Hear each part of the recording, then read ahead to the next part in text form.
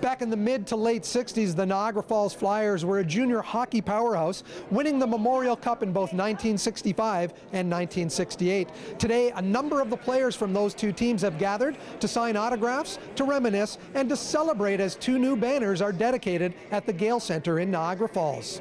How important was this team to the city's sports landscape back then? I think it really was. It was very important to my dad. My dad was a good friend of Pap M's, and when we got them to come this way, it was a pretty big bonus.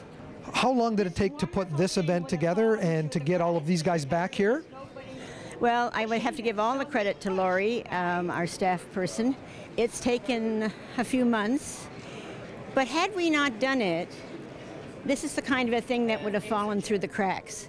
That 50 years ago, 2 Memorial Cups, and whose responsibility would it be to honor them? So I'm pleased that the Sports Wall of Fame took it on and is doing this tonight, because there's nothing like a reunion. And even if they only have 8 guys or 9 guys, whatever it is, they're having a great reunion. Former Toronto Maple Leaf and Hartford Whaler Rick Lee played on both Memorial Cup teams.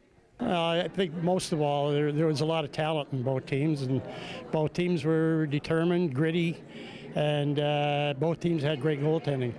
Coming back here today to Niagara Falls, seeing this new arena and getting a chance to reminisce with some of your former teammates, how does that feel? It's going to be fun. I've had a chance to talk to a couple or 3 of the guys, but it's going to be fun because there's a lot of good stories left for us to reminisce about, surely. Mike, what are some of your favorite memories from those years playing here in Niagara Falls? People, number one, were just great fans, and of course winning the Memorial Cup was, obviously one of my favorite memories. I mean, so many. I was here for 4 years, and I was only 16, and so growing up with that atmosphere was, made it a heck of a lot easier leaving home and stuff. John Arbour was one of the few local boys who played for the Flyers back in the 60s.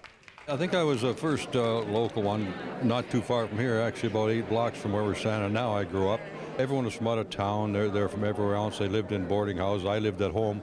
I was the only one on the team allowed to have a car because I had to get to practice after high school. But it was, and then Derek Sanderson come along, and after that, Phil Roberto, who's here tonight. But it was, I mean, you're so proud, you're so happy, you're everything when you're 16 and you're playing hockey. And quite a few of the guys from these two teams made it to the NHL. Derek Sanderson, Bernie Perrant, Doug Favell, Jim Lorentz. Why so many? Well, off the 64 team, there was 11 guys, and off the 68 team, there was 8 guys playing in the NHL.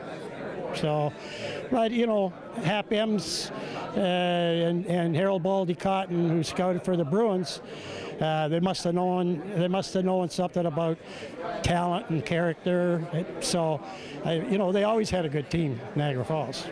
The weekend wrapped up with the 28th annual induction ceremony at the Niagara Falls Sports Wall of Fame, also at the Gale Centre. Look for that story soon on Cogeco TV. Reporting in Niagara Falls for The Source, I'm Mike Balsom.